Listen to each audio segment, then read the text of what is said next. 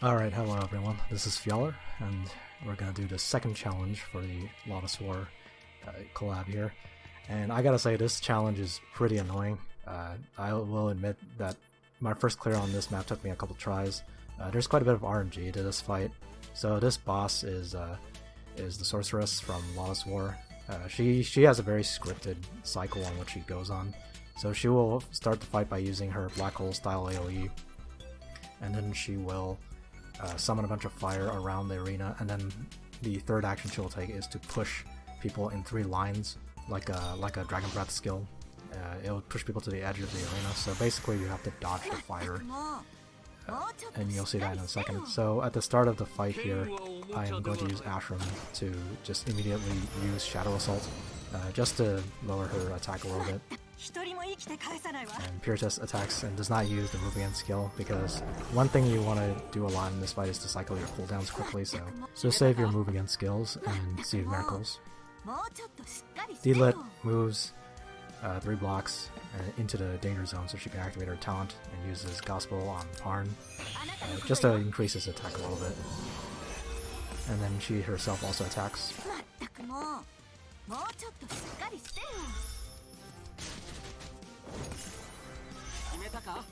Parn uses Freedom Slash here, or Blade of Freedom. Alternatively, I could have saved it for when I'm going to use Glory of Faith in a second, but like I said, my goal is to try to cycle the cooldown.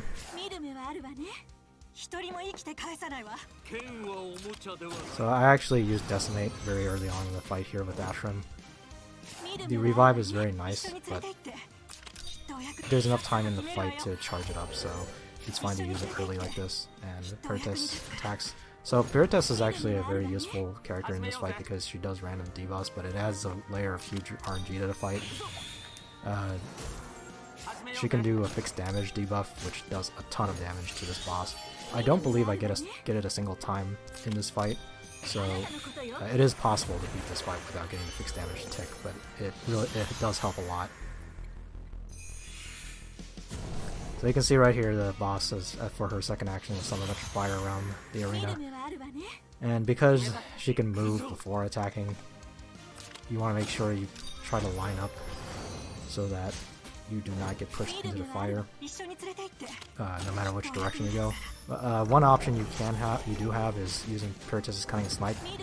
Because her skill is definitely higher than the sorceress, she will always do the Moby Down debuff, and that will make your positioning a lot easier. So that's something to keep in mind. And you can see right now I'm just looking around the map and making sure I can place Parn in such a way so that he will not be pushed into a fire no matter where she decides to go. So if I kept Parn on the right, it might seem like I would be able to limit the amount of targets she can hit, but because that actually exposes Parn to one of the fire tiles if she decides to push him a certain direction, I decided to actually open up a slot here to allow her to hit 3 targets.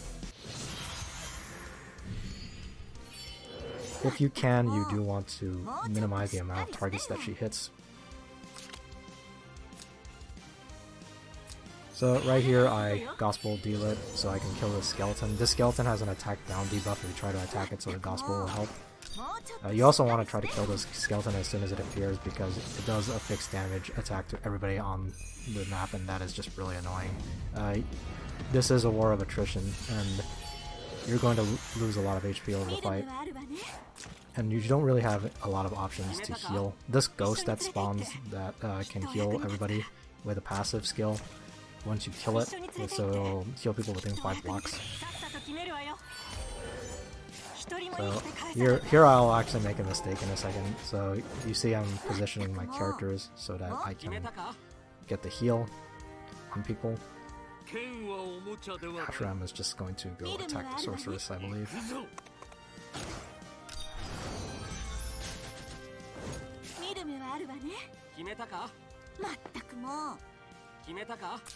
Alright, you can see I'm about to make a really huge mistake here.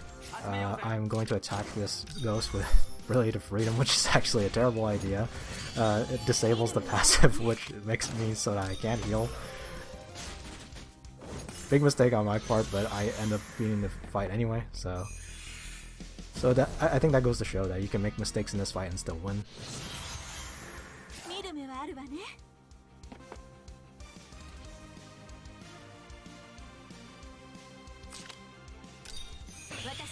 So, because I didn't get the heal from the ghost, I decided to just use Deedlit to heal a little bit. And I got a little bit lucky with the fire here, so I can try to line up so that she can only choose 2 targets to hit. Put Ashram and Pirotess on one side and Parn and Deedlit on the other. You can see I'm still not getting any of the fixed damage activations on the boss.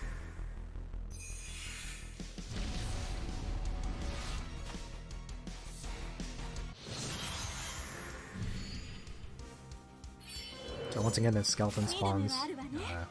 You want to get rid of it, and thankfully, Deedlit's gospel is up. I make another mistake here, which is attacking this Lancer while he still has his buff up. Obviously, Parn has his class advantage, so he can survive. But I probably shouldn't have done that. So gospel up, take care of the skeleton. Deedlit is very good for killing the skeleton because she has holy soldiers.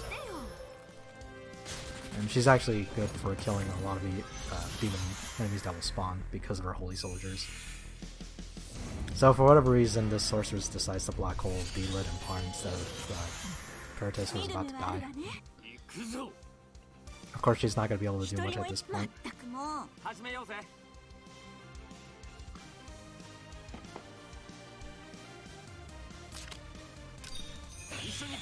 Glory of the Faithful is very useful in this fight because of how much healing it does for Parn himself.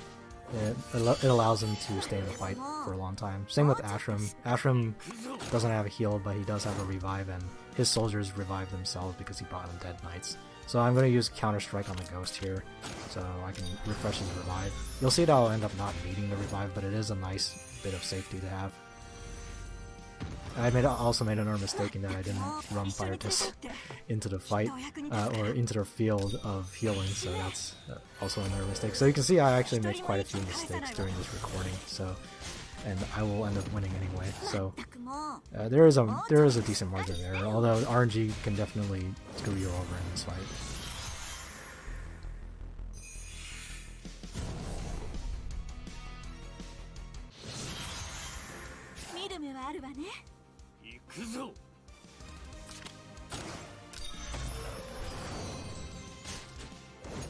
So without Pirotess around to mow down the boss, it's going to be a little bit more unpredictable.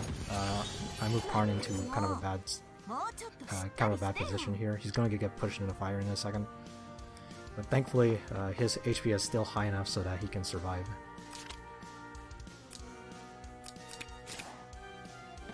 So I decided the best course of action here is to actually run Deedlit really far away and try to prevent her from getting pushed into the fire. Or rather, to prevent her from getting stunned, more importantly.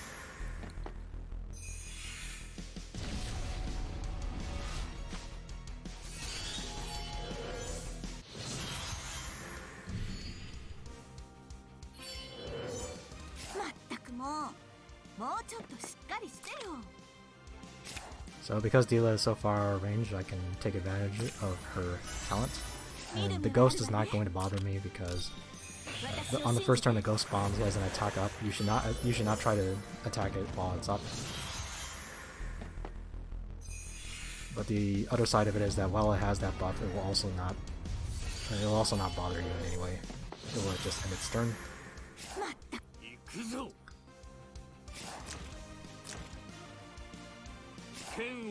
So this ghost will do fixed damage to everybody around it when you kill it, so I just run Ashram in and kill it. Let him take the damage.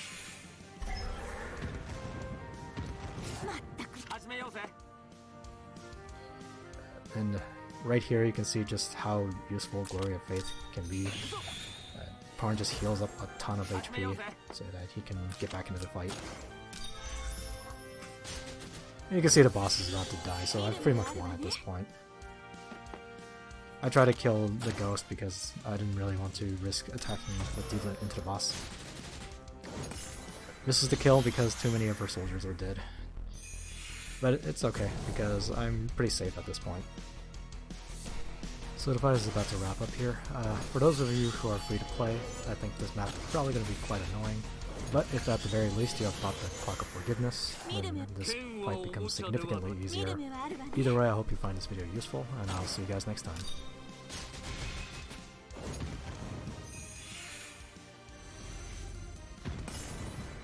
剣はおもちゃではない。